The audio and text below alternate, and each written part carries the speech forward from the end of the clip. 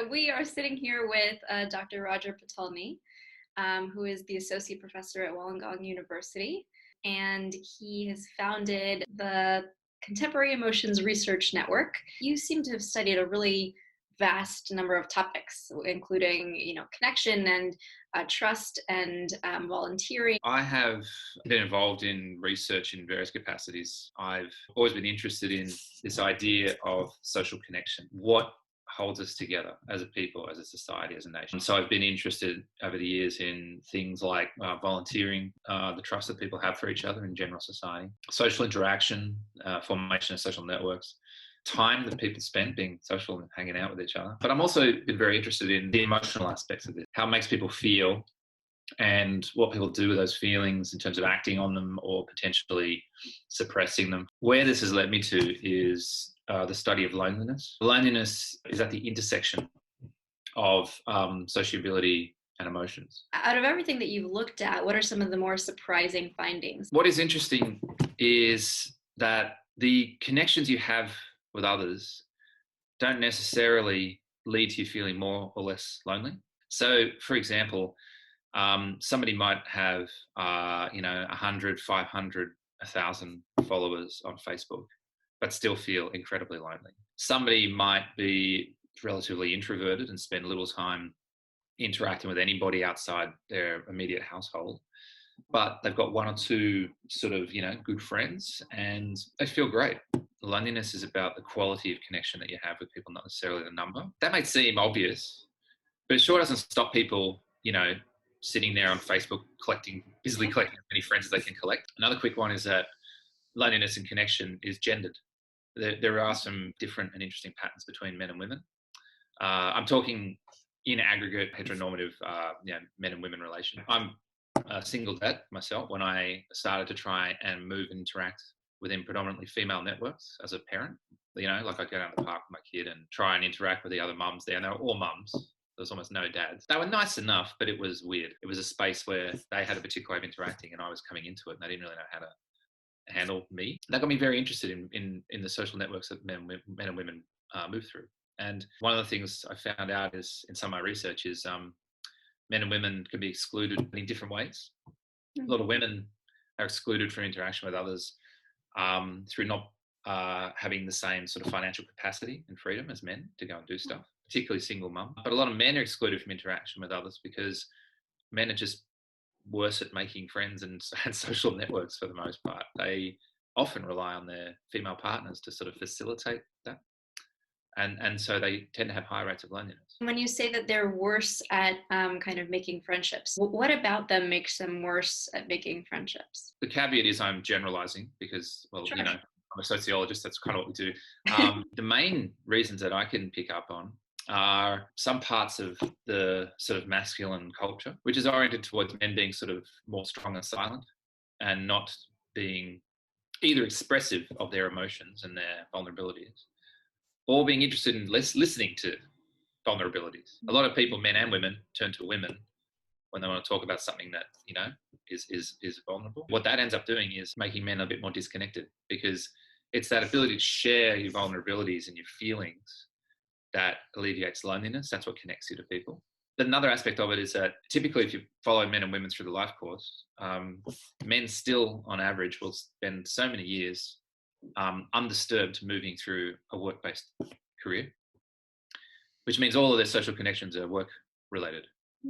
Whereas women have a more diverse movement through the years. So they'll work, but they'll also take time out, look after kids, form mothers groups, and their networks are more diversified. And I think that gives them the capacity to form more and different relationships and find the right kind of people that they're actually going to sort of connect with on that intrinsic level, which makes them less lonely. There does seem to be a tendency for men's social connections with others to maintain a sort of a constant level while they're at work, and then they retire and it drops because they're suddenly disconnected from most of the people they know. How might you change that? One of the biggest things that we can do is have a system of parental leave, which means that both mothers and fathers can effectively leave their job, spend time looking after their kids equally, and then both come back to their jobs equally. It just benefits everybody. Men can connect both with their own children better, which is great, and potentially learn to be more emotionally expressive because they're interacting with tiny babies, which is great. But they can form more diverse communities as well. I think that's one of the big things that can be done. Equalize the gender division of labour between the household and the paid sector. So just to kind of bring this to date, I guess, this is a weird time for everybody, and they're kind of at least physically isolated. With everything that you've learned about loneliness and volunteering and trust and vulnerability, but if you were a local official, how would you manage people's well-being right now? And these are strange times. I like to think of it of the, in these, insert negative adjective here, times. We could be doing a lot more to help build a sense of community and keep people connected. It's very hard to generalize across the world. I've heard about, for example, the balcony singing stuff. It's, I think, in Italy. Yeah. So you get neighbours connecting. Not happening in my neighborhood. Like, that's just not going to happen in Australia because we're not a nation of singers, to be honest. There may be bar and karaoke, but otherwise forget it. A couple of things that are important. There should be greater attention paid to the impacts on single person households. It's a no-brainer. We've told everyone stay in your house, but what if you live on your own? What's interesting, I've noticed anecdotally, is the number of couples who actually are enjoying COVID, because as someone I know put it, it's like they've turned the volume down on life. You can spend time with your family and it's quieter and it's nicer and there's less pressure. And I've heard that from quite a few people, but they're all couples. And take it a step further than that, what if you're homeless? I've heard so little in any of the stuff I've been reading in the public area and domain about what's happening to homeless and transient people. I'm just curious how you would help the homeless and single person households. With the homeless, we need more social housing. People shouldn't be homeless. It's horrible for them. It's horrible for the rest of society, and it has a whole lot of flow on negative effects. In fact, half of them potentially end up in prison, which is effectively housing them anyway, except in a really shit way. So why not actually build proper social housing? For single people, we've got a situation where we have a lot of blanket rules about no contact. In Australia at the moment, we had a lot of international students who studied in our universities. They're not allowed in the country because we've sealed off the borders. And that's causing a lot of debate because these students are worth an enormous amount of money to our economy and to our higher education. Why doesn't the government foot the bill to allow these students to come back to Australia, quarantine for 2 to 3 weeks, and then allow them to be in the community and keep going with their studies, and on condition that if they ever leave the country for the duration of their study and come back, they have to pay for their own quarantine a second time around. We're not hearing a lot of this careful, balanced, thoughtful ideas, I think, at the moment. I think you can take that idea and apply it to situations of, say, single people and single person households. But why not have a situation where people who have self-isolated for a number of, weeks are potentially allowed to, register along with other people, and then be allowed to mingle and meet. At the moment, the government in Australia has, we've just had a launch of a thing called a COVID tracking app. So the federal government here put out an app. You're not forced to, but they've encouraged everybody in Australia to download this app. It enables the government to detect where you are. It sounds like kind of like Orwellian, but you got to hear it to the end. Enables the government to know where you are and who you're with, who's around you. It doesn't enable them to listen to your conversations, track your text messages, know anything necessarily that you're doing. It's, as they've said, only going to be used for the purposes of if you happen to be infected, they can then work out who was around you and who you've been around, and they can go straight to contact those people and go, hey, you're a risk, you're around this dude who we know is infected. And they have promised that the data will all be erased as soon as COVID's done. We have the potential for creative solutions, micro solutions for different people. We don't have to do this one size fits all mass policy. I'm going to jump around a little bit. You've studied how American well-being would be affected if we lived like Australians, and I would love to hear. The study that we did was a comparison of the way that Americans spend their time and Australians spend their time. A number of countries around the world use surveys to measure how people spend their time on a daily basis. The US does it and Australia does it.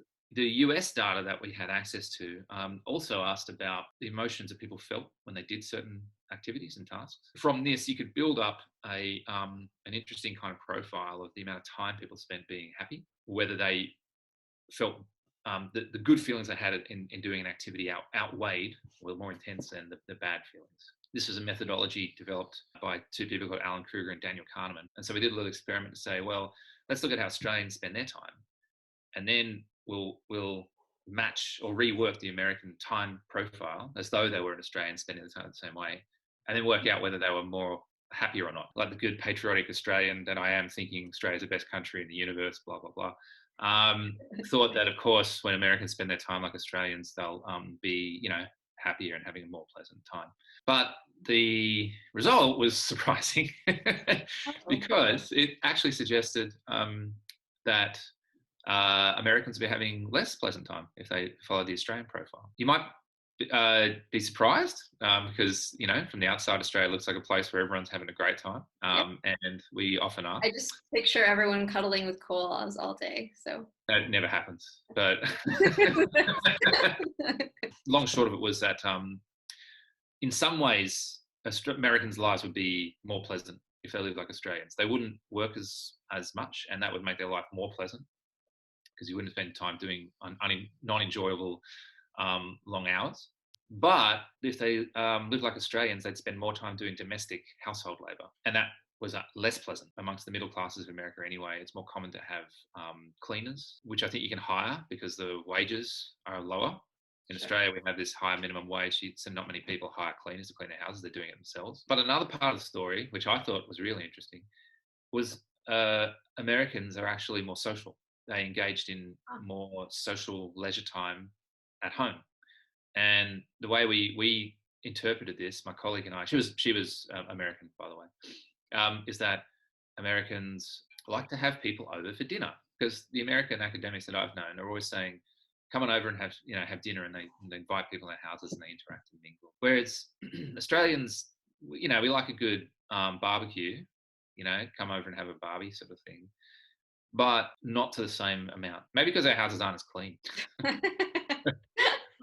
There's an American tradition of sociability and civic mindedness. There's a great quote by Alex de Tocqueville about Americans are forever forming associations. He was in awe of this ingrained micro networking everywhere in America. If you're going to do something, you have an association, then you have an association to set up that association, and there's so much little interactions going on all over the place, which is great. Do you feel like you're going to start living more like Americans? As a sociologist, my take on that is actually globalization means everyone's living more like everyone. America has enormous weight in the globalization of the world. It drags people towards its way of life hugely because of its size and its ability to influence the world through media. If you take the example of planets in orbit, yes, the sun is huge and planets orbit it, but also the sun orbits other planets. Everything affects everything a bit.